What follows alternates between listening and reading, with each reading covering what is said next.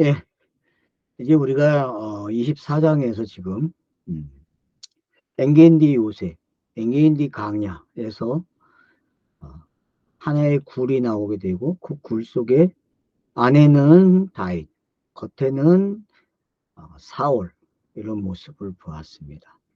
결국 이제 어, 다윗이 슬쩍 나와서 밖으로 사울의 옷을 살짝 칼로 비고 어, 고백을 하죠. 그래서 이제 이 고백이 6절과 7절에 있는 이 고백이 어떻게 보면 이제 어, 사울이 가지고 있는 양성을 보게 하는 거죠. 다중 신분을 보게 하는 거죠. 그래서 여러분들이 어, 사울의 다중 신분, 다중 인격 그런 부분들을 여러분 좀 체크를 하시면 좋을 것 같아요. 그래서 사울이 알지 못하는 자신이 신분을 자신이 알지 못하는 거죠. 그걸 지금 사울이 어, 다윗을 통해서 깨닫게 되는 거죠. 그래서 이제 뒤에 나오는 장면들이 그런 이야기죠. 굴에서 나온 장면이 이제 다윗이 사울에게 외쳐대죠. 자, 일단 7절을 보겠습니다. 다윗이 이 말로 자기 사람들을 금하여 사울을 해하지 못하게 하니라. 사울이 일어나 굴에서 나가 자기 길을 가니라. 그렇죠. 정해진 때가 있죠. 사울이 죽어야 할 때. 그리고 누구에게 죽어야 되는지. 그러면 이런 것들이 어떤 건지 아시게 되면은 예수도 유대인이 죽이지 않잖아요. 빌라도의 손에 죽죠? 똑같아요, 여러분. 사울도 누구에게 죽습니까? 블레셋에게 죽어요. 그것도 블레셋 사람이 아니고 누구에게 죽습니까? 나중에 이제 확인해 보세요. 그러면은 어, 그게 어떤 의미인지 이제 더 정확해지거든요. 누구에게 죽는가, 사울이. 그런 부분들을 여러분들이 잘 보시면 좋죠. 뭐, 매달리는 장면과 또 죽음을 당하는 장면, 이런 부분들이 다 어떻게 다른지 잘 보시게 되면은 여러분들이 공간복음서와 잘 맞출 수 있어요. 자, 결국 이제 모든 사람들이 알게 됐어요. 잊지 말아야 돼. 사울에게는 이런 신분도 있고 이런 신분도 있기 때문에 우리가 손을 대면 안 돼. 손을 대는 거는 누구만 할 수 있다? 재물에 손대는 거는 그분만 할 수 있다라고 배워야 돼요. 그분만이 하는 거예요. 그래서 율법에 정해진 거예요. 재물을 잡을 때 이렇게 잡고 이런 장소에서 해야 한다고 정해놓은 이유가 있다는 거죠. 왜? 그분이 하기 때문에 그래요. 그분이. 그 하나님이 자기가 정한 법칙에 따라 정한 때에 하는 거예요. 그걸 지금 나레이터는 우리에게 보게 하는 거죠. 이게 바로 절차야, 순서야라고 가르쳐 주고 있는 거죠. 그런 걸 우리가 계속 볼 수 있죠. 이제 8절에서 그 후에 다윗도 일어나 굴에 나가 사울의 뒤에서 외쳐 이르되, 자, 사울의 뒤에서 외쳐 이르되 내 주 왕이여 하매 사울이 돌아보는지라 다윗이 땅에 엎드려 절을 했다 그래요. 왜 엎드려 절했을까요? 항공화학죠. 당신이 죽음이 어떤 건지 안다는 거죠. 또 한편은 당신이 왜 살아야 되는지를 알고 있는 거죠. 그래서 양성의 인성과 신성이 어떻게 설명이 됐는지를 잘 설명해 주고 있다라고도 볼 수 있죠. 그래서 무릎 엎드려 절을 하고 있어요. 엎드려 절을 한다는 이야기는 다 죽었습니다. 그런 뜻도 되거든요. 죽음을 상징하는 자세란 말이에요. 다윗이 사울에게 이르되 보소서 다윗이 왕을 해하려 한다고 하는 사람들의 말은 왕은 어찌 들으시나이까? 자, 질문을 던졌어요. 다윗을 죽여야 합니다. 다윗이 왕을 죽이려고 합니다. 하는 말을 당신 어떻게 생각하십니까? 그래요. 질문을 던졌습니다. 그러니까 8절, 10절에 뭐라고 하면 오늘 여호와께서 굴에 왕을 내 손에 넘기신 것을 왕이 아셨을 것입니다. 어떤 사람이 나를 권하여 왕을 죽이라 하였으나 내가 왕을 아껴 말하기를 나는 내 손을 들어 내 주를 해하지 아니하니 그는 여호와의 기름 부음 받은 자이기 때문이다 하였나이다. 자, 명확하게 밝혔습니다. 기름 부음 받은 자이기 때문에 할 수 있었지만 죽이지 않았다라고 이야기해요. 그래서 다윗은 상당히 지금 사울의 기름 부음 받음을 이렇게 인정하고 그것이 여호와께로 왔다는 것을 상징화시켜주고 있죠. 그러니까 신성이 뭔지를 잘 설명해주고 있는 거죠. 그리스도가 뭔지를 잘 설명하고 있는 거예요. 그러나 또 한편의 모습은 사울이 가지고 있는 것은 예수의 모습도 있다는 거예요. 예수의 모습은 이제 옷자락을 빔으로써 설명이 된 거죠. 그래서 결국은 죽어야 될 사람이 다윗과 사울의 모습이죠. 그래서 다윗과 사울의 모습 속에는 예수의 양성이 다 들어있는 거죠. 그런 부분들을 여러분들이 보실 수 있으면은 지금 다윗이 사울에 대해서 한 말을 이해가 되는 거죠. 이렇게 환경이 만들어졌는데 내가 죽이지 않았습니다. 사회적 환경과 역사적 환경이 주변의 사람들이 나를 왕을 죽이라고 했는데 여호와께서도 나에게 승낙을 하셨는데 내가 하지 않았습니다. 이 부분이 우리가 뭔지 알아야 된다. 그러면 이게 다르게 해석하면은 다윗이 범죄한 겁니까? 뜻을 따르지 않았기 때문에 우리가 함부로 기도에 대해서 이렇다 저렇다 할 게 안 된다니까요.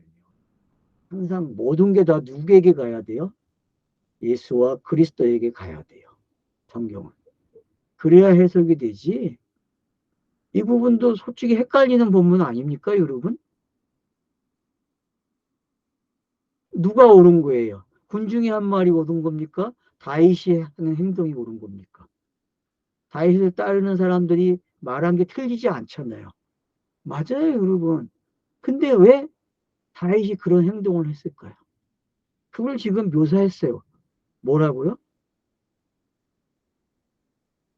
어떤 사람이 나를 권하여 왕을 죽이라 하였으나 내가 왕을 아껴 말하기를 나는 내 손을 들어 내 주를 해하지 아니하리니 그는 여호와의 기름 부음 받은 자이기 때문이라 하였나이다. 그 여호와의 기름 부음 받은 자는 누가 죽여야 돼요? 이방인이 죽여야 되는 거예요. 이방인이. 그래서 빌라도가 예수를 죽이는 거예요. 빌라도가. 빌라도의 군병들이 예수를 달고. 이제 이해가 되십니까, 여러분? 그런 부분들이 뭔지?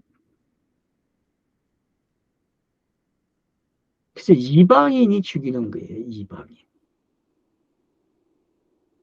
그러면 유대인은 예수밖에 없다니까, 여러분? 성경에서 말하는 유대인은 예수밖에 없어요. 이거 아멘 하십니까, 여러분? 네? 이스라엘도 예수밖에 없고요. 유대인도 예수밖에 없어요, 여러분. 역사적 이스라엘, 역사적 유대인, 가짜예요, 여러분. 그 속에서 진짜가 나온 거예요. 누가? 예수가. 할례, 세례, 우리가 받지만, 많은 사람들이 받았지만, 진짜 할례, 진짜 세례는 누가 받은 거예요? 예수가 받은 거예요. 스타로스래요. 성경은 그렇게 읽어져야 답이 나온다니까요. 나머진 다 상징이에요, 여러분. 누구를 가르쳐 주기 위해서. 화살표는 다 예수에게 간다니까요. 스타로스를 향해서. 모든 화살표는. 그래서 무지개가 화살로 하늘을 쏘는 거예요, 여러분. 모든 언약이 하늘을 향해 있어요. 왜요? 하늘에서 와야 될 사람이기 때문에. 그래서 예수가 하늘에서 오는 거예요, 여러분. 근데 그리스도로 와야 되는데 예수로 오니까 헷갈리는 거야. 왜? 아, 영으로 오면 못 알아보는데 육으로 와야죠. 안 그렇습니까, 여러분? 땅의 세상은 육의 이야기만 있는 거예요. 영은 담을 수가 없다니까, 여러분. 문자가 해석된다는 게 그게 영입니까? 깔려요, 저는 솔직히. 비유가 해석된다는 게 땅의 현상에서 그게 비유가 해석이 됩니까? 안 돼요, 여러분. 이런 게 뭔지 여러분이 고민을 하셔야 돼, 그렇기 때문에. 그래서 영은 설명이 안 된다고 제가 이야기하는 거예요. 땅에 뭐와 비교할 수 없어요, 영은요. 비교하는 순간 그거는 땅의 것이 돼버린다니까요. 그래서 제가 비교하는 교육을 안 하는 거예요. 왜? 충분히 성경이 비유로 만들어 놨기 때문에 비교해서. 그걸로 풍부해요, 여러분, 성경만으로도. 그 제가 예를 안 드는 거예요, 웬만해 갖고는요. 들 수가 없어요, 여러분. 영을 어떻게 설명할 거예요? 영은 설명이 안 됩니다. 그러니까 예수로 오는 거예요. 그리고 예수 안에 영이 있는 거고. 무슨 얘기인지 아시겠습니까? 그게 하나님의 형상이에요, 여러분. 그게. 여섯째 날, 창세기 1장의 그 여섯째 날 하나님의 형상은 누구만을 가리키는 거예요? 그래서 인자를 가리키는 이야기예요, 인자. 인자가 어떻게 그리스도가 되는지를 설명하는 게 창세기 1장 여섯째 날이란 말이에요. 그래서 하나님의 형상은 영의 형상을 이야기하는 거예요. 그래서 사람은 영의 형상이 없어요. 그 짐승에 그래서 제가 왜 사람을 짐승이라고 했는지 이제 아십니까? 그래서 진짜 사람이 되는 이야기예요. 영이 있으면 진짜 사람이에요. 무슨 얘기인지 알겠습니까? 그러니까 예수를 통해서 예수가 그리스도가 되고 그 은혜가 내게 들어와서 내가 거듭나면은 그 은혜로 거듭나면은 저와 여러분은 영이 있는 거예요. 근데 그 영에 대해서 표현할 수 없단 말이에요. 그걸 함부로 표현하니까 사정교가 나오는 거예요. 사이비가. 알겠습니까? 일반 모든 종교는 불교든 천주교든 샤머니즘이든 그 영을 표현하는 단어를 썼다는 것 자체가 가짜예요. 알았죠? 무슨 얘기인지 여러분 아셔야 된다니까요. 땅은 그래서 가짜로 충만한 거예요. 가짜로. 그래서 여러분들이 영에 대해서 고민 많이 하셔야 돼요. 아, 이게 감지할 수 없는 거구나. 감지하는 순간 가짜라는 거예요. 그래서 여러분 혼자 영이 돼서 혼자 영을 누릴 수밖에 없어요. 그걸 누구에게 표현하는 순간 가짜가 된다니까. 그래서 성경으로만 표현하는 거 알았죠? 성경의 문자로만. 다른 걸로 표현하면요. 더 가짜야. 더 가짜.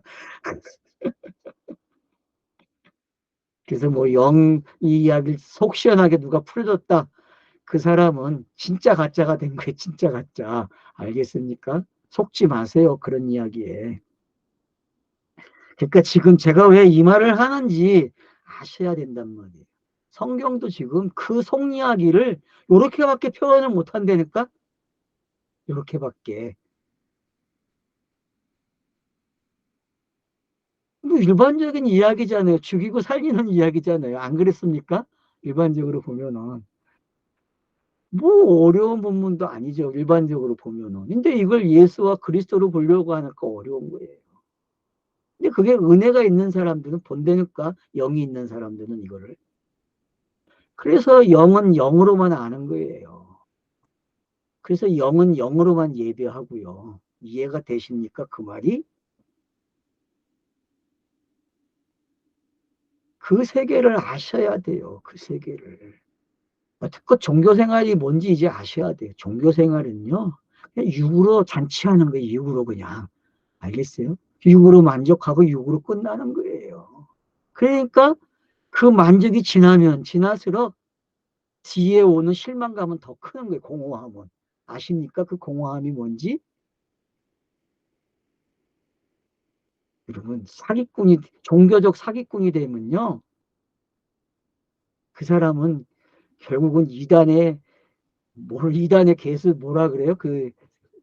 뭐, 정준석, 뭐? 걔네들 다, 그 걔네들이 제일 잘하는 게 뭡니까? 예? 섹스하는 거예요, 여러분. 영을 모르면요. 결국 허전하기 때문에 그거밖에 할 수 없어요, 여러분. 영을 진짜 모르면요. 가짜로 영을 알기 시작하면요. 공허함 때문에 그걸로 메꾸지 않으면 미쳐버려요, 여러분. 죽어요. 무슨 얘기인지 아십니까?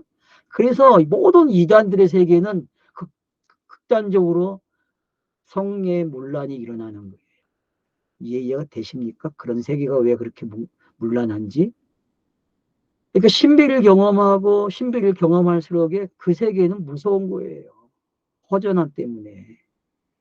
여러분, 허전하다는 얘기 신비를 체험한 사람들이 합니까? 안 합니다. 속이야기. 자기가 들키는데 사람에게 신비성이 사라지면 쫓아오질 않는데 돈이 없는데 안 생기는데 누가 그런 얘기를 합니까? 안 해요, 여러분. 속지 마세요, 제발.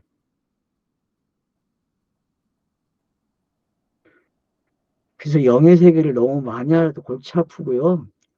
조금만 깨달으면 돼요. 아, 내가 영이 된 게 뭔지 표현할 수 없구나.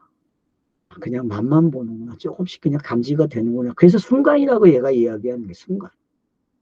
이건 순간이에요. 영어를 아는 거는요. 그게 길어진다? 수상해, 그것도.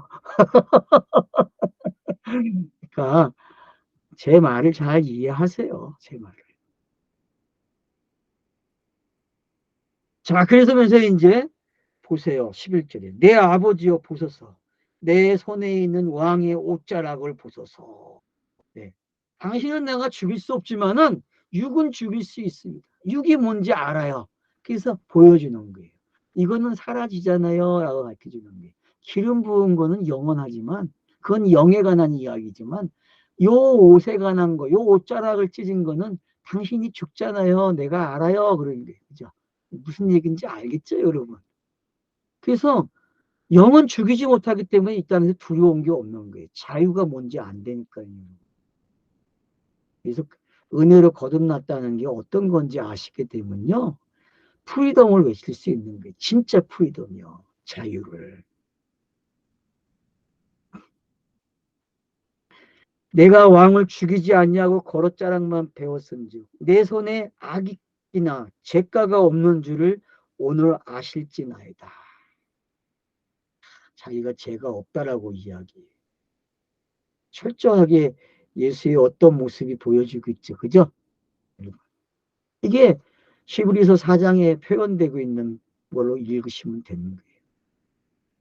이게.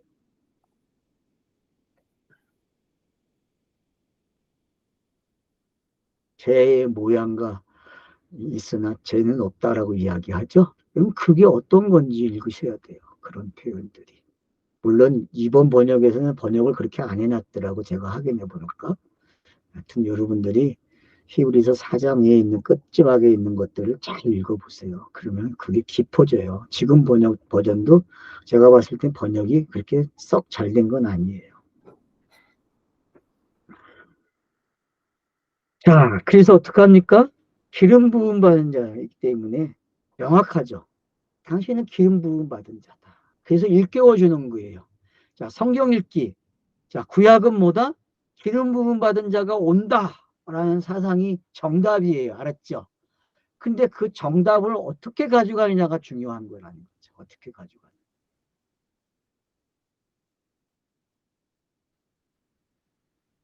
다윗도 그 부분을 강조하는 거예요. 그래서 옷자락을 비는 게 할례고 세례였고 거듭남이었다는 게 여러분 어떤 건지 이해하시면 되는 거예요.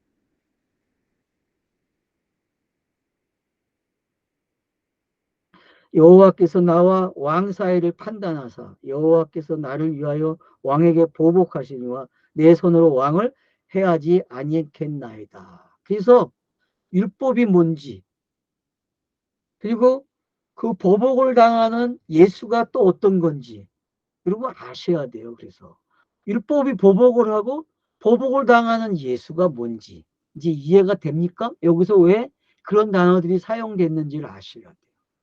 율법은 보복을 해요. 어느 부분을 보복한다고요? 육에 관한 이야기죠. 비유에 관계된 것들, 그림자들, 상징들. 이건 다 보복이 있어요. 누구를 오게 하기 때문에? 예수를 죽여야 되기 때문에. 예수를 죽이는 것까지. 저와 여러분은 예수를 죽이는 건 할 수 있어요. 알았죠? 예? 예수를 죽이는 건 할 수 있다니까요. 예수를 죽이는 거는.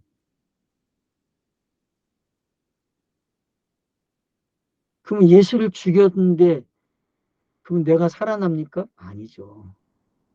예수를 죽였으면 그가 살아났기 때문에 그 은혜로, 그 안에서 엔 그리스도가 되는 거예요. 저와 여러분도 엔 그리스도 되니까 그 안에서 은혜로. 맞습니까? 이러면 아멘 해야 되는데 안 해. 그러니까 제가 왜 은혜라는 말을 쓰는지 여러분이 로마서를 공부를 잘 하시면 돼요. 에베소서하고 로마서, 갈라디아서, 빌립보서 이런 공부 많이 하셔야 돼요. 고린도전서도 마찬가지고요. 은혜를 배우셔야 돼요. 은혜요. 서신서에서 은혜를 못 배우면요. 성경 읽기 실패합니다, 여러분.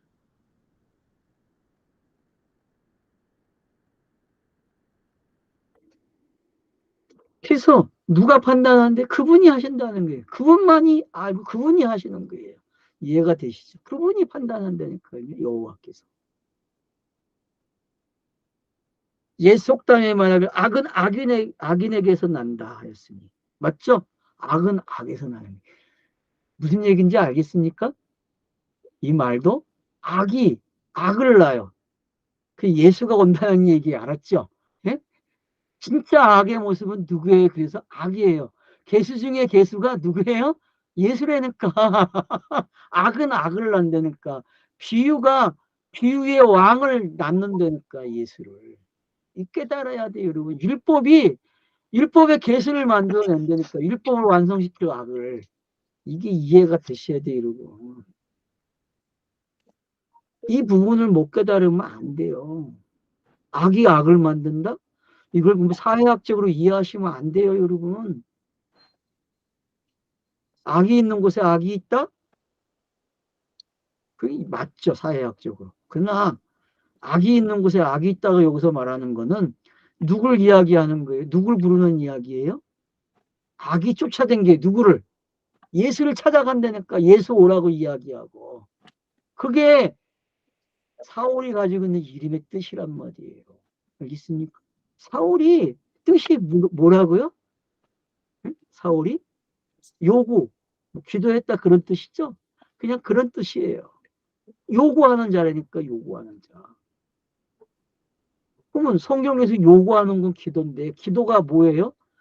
그분의 뜻이 땅에서 이루어지기 위해서 우리도 기도하는 거고 요구하는 거예요. 악이 악을 요구한다니까. 그래서 악이라는 게 나쁘다 생각하지 마세요, 여러분.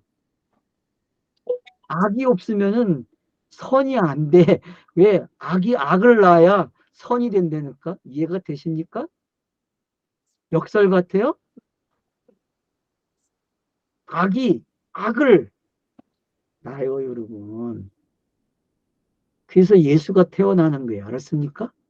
예수가 인자로 오는 이유는 악을 악이 태어나게 하기 때문에. 그래서 악을 악으로 태어나니까 수고하고 무거운 인자가 되는 거예요. 예수를 가리켜서. 왜? 악을 다 가졌기 때문에. 수고하고 무거운 짐자를 가리켜서 뭐라 그래요? 악이라 그런다니까. 죄라 그러고. 그래서 세상 죄를 지고 가는 어린 양이라 그러는 거예요.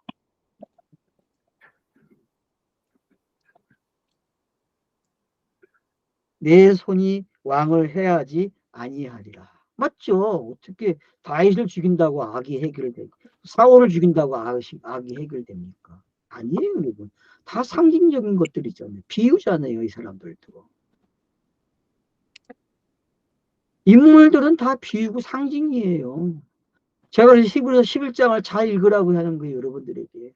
히브리서 11장은 믿음의 영웅들인데 어떤 믿음의 영웅들이에요? 은혜로 예수가 자기가 겪은 일의 주인공인 걸 아는 거예요. 맞죠? 그리고 그 예수가 자기가 겪은 고난을 통해서 죽는 이야기를 배웠다니까? 그걸 깨달았기 때문에 믿음의 영웅이 된 거 아닙니까? 그들이 뭐 잘난 게 뭐가 있어요? 저와 여러분이나 똑같은 인간인데. 다른 거 하나도 없어요. 그들과 우리 차이점. 단지 다른 게 뭐예요? 그들이 은혜를 받았다는 거예요. 은혜를. 그것도 앞으로 올 은혜를 받은 거죠. 바라봤으니까. 오실 메시아를 바라봤으니까. 앞으로 올 은혜를 바라봤다니까, 여러분. 카이로스를 바라보고 하는 행동이란 말이에요. 그렇게 이끌었다고 그분이. 왜? 그 일이 일어날 걸 가르쳐 줬기 때문에. 그래서 아브라함도 22장에서 확실하게 아는 거예요. 이삭을 대니까, 야, 인마 이삭이 아니야. 라고 가르쳐 주잖아요. 그 뿔에 걸린 순장이 결국은 뭐예요? 상징이고 상징이었어요. 그래서 내가 여호와 이래. 내가 이 산에 꼭 이를 가르쳐 줄게, 이 산에서. 그게 카이로스, 스타로스 아닙니까? 성경 읽으면 다 스타로스로 가는 거예요. 그랬어요. 여호와 이래. 여호와께서 준비했다. 악은 악이다. 여호와께서 준비한 악이란 말이에요. 이해가 되십니까? 이걸 뭐 기존의 도덕윤리로 평가해가지고 악이다고 이야기하면 안 돼요, 여러분.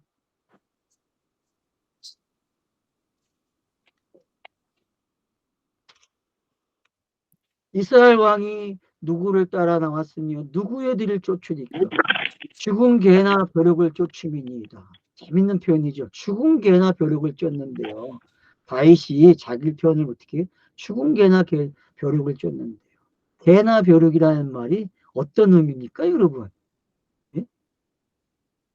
개가 가지고 있는 게 뭐고 벼룩이 가지고 있는 게 특징이 뭐예요, 도대체?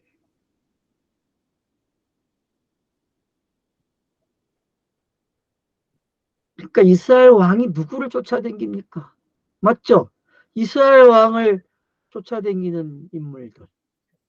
진짜 왕을 쫓는 일이잖아요. 진짜 왕.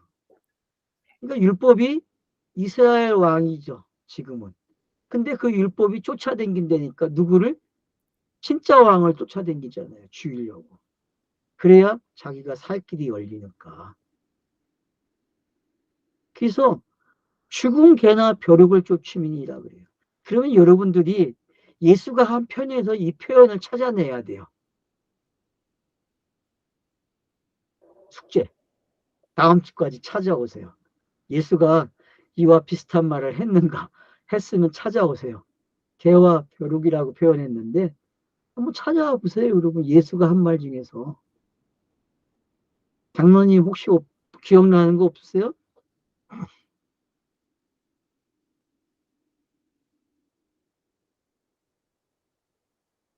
그런즉 여호와께서 재판장이 되어 나와 왕 사이에 심판하사 나의 사정을 살펴 억울함을 풀어주시고 나를 왕의 손에서 건지시기를 원하나이다. 그러니까 지금 이 14, 15절이 나레이터가 왜 이걸 설명해, 이걸 표현해 주고 있는지를 빨리 간파하셔야 된다니까요. 이걸 간파하시면은 16절로 22절에 있는 말씀이 그냥 깨달아지는 거예요.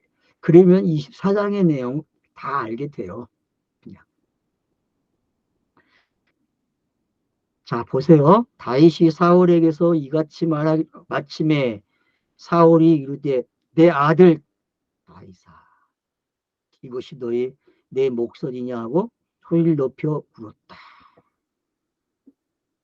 다윗에게 대해 너는 나는 너를 학대하되 너는 나를 선대하니 너는 나보다 어렵다 이야기. 맞죠? 그러니까 율법이 어려워지는 방법, 비유가 어려워지는 방법, 내가 어려워지는 방법, 이 땅에 의가 생기는 방법, 정의가 있는 방법은 뭐밖에 없어요? 사울과 다윗의 관계가 하나님의 뜻에 의해서 해결되는 거예요. 그게 뭡니까? 스타로스밖에 없다니까요. 율법과 의는 스타로스로 세워지는 거지 다른 걸로 안 세워져요. 한국교회가 아가페 좋아하잖아요. 그래서 아가페를 실천하지요. 그 아가페를 실천하는 방법이 도대체 뭡니까? 내가 가난한 사람들 도와주는 게 그게 아가페를 실천하는 겁니까? 그래서 거지 같은 예수를 만들어 가지고 거지같이 다니면 그 사람을 도와줘야 된다고. 그래서 맨발의 청춘 아시죠, 여러분? 맨발로 다니는 분. 이거 한참 유행했잖아요, 그 사람. 쏙 들어갔어요, 지금. 왜 그럴까요, 여러분? 아니, 그게 뭐, 그 사람이 뭐, 뭡니까 도대체? 그 사람 그냥 상징이에요. 누구에 대한 상징? 예수에 대한 상징밖에 안 돼요. 상징으로 성경이 쓰지도 않았지만, 그러니까 여러분이 가치 평가를 잘 하셔야 된다는 거예요. 그냥 뭐에다가 가치를 매길 거예요, 도대체. 여기서 말하자고 하는 게 무슨 소리인지 들려야죠. 지금 다윗이 어떤 말을 하는지를 깨닫게 되면은 하나님의 뜻이 땅에서 이루어지는 방법, 왜 율법이 먼저 오고 뒤에 그 율법을 위해서 예수가 오고 예수가 옴으로써 우리에게 은혜가 전달되고 믿음이 있게 되는지, 여러분 이 과정을 아시게 되는 게 지금 이 말 속에 그게 다 담겨져 있단 말이에요.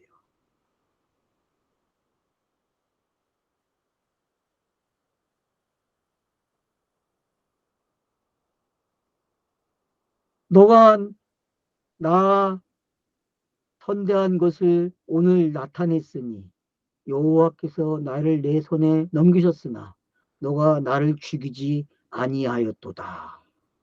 자, 이게 어떤 건지 알겠죠, 여러분? 이게 얼마나 신비로운 이야기인지를 아셔야 돼요. 이 이야기가 지금. 앞에서 제가 이야기했잖아요. 교차. 다윗과 사울의 이 교차.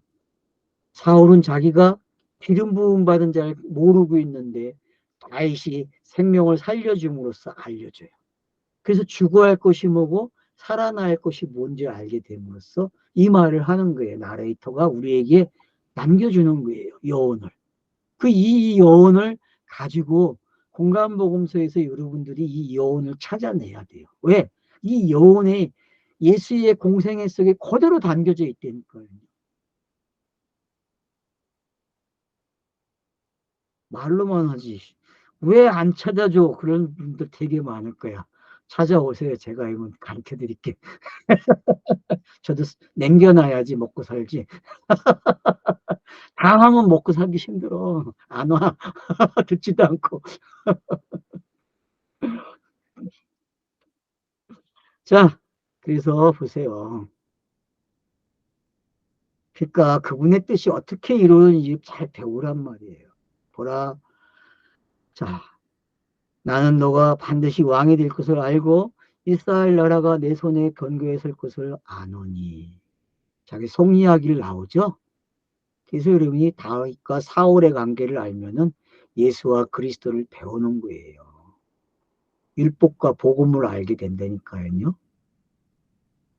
이 관계성을 잘 가지셔야 돼요. 관계성을. 박영선 할아버지는 이런 거 가지고 어떻게 설명했어요? 다 성화로 설명했단 말이에요. 성화로. 나와 직접적으로 연결시켰다니까 성경. 그러니까 그거라도 잘하면 좋겠어. 근데 그것도 도덕윤리를 또 가져가니까 문제란 말이에요. 그래서 박영선 할아버지 도덕윤리는 안 가져갔어. 그 은혜를 강조했지 그러면서. 그러니까 그 방법의 차이가 뭔지만 알면 돼요, 여러분들이요. 그러니까 제 강의 들으시면서 이 본문과 관계된 박영선 할아버지가 해놓은 거 있으면 좀 읽으세요. 들으세요, 유튜브에서. 책 안 사도 돼요, 여러분. 그냥 읽으세요.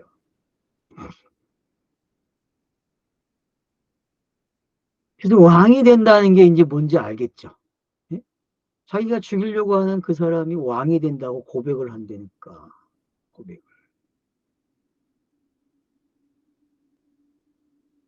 그런즉 너는 내 후손의 끝이 끊지 아니하면 내 아버지의 집에서 내 이름을 멸하지 아니할 것을 이제 여호와의 이름으로 내게 맹세하라.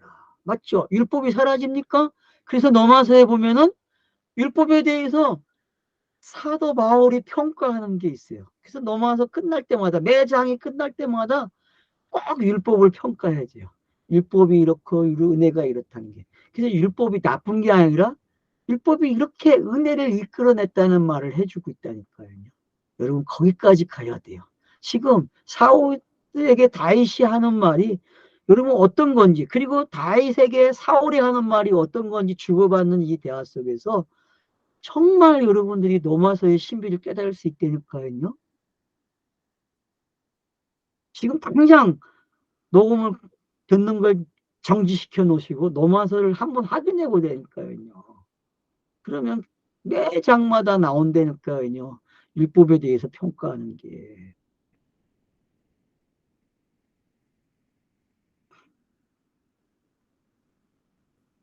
그래서 다윗과 사울이라는 사람이 얼마나 조화롭게 예수와 그리스도를 설명하고 있는지 은혜의 장이 열렸어요.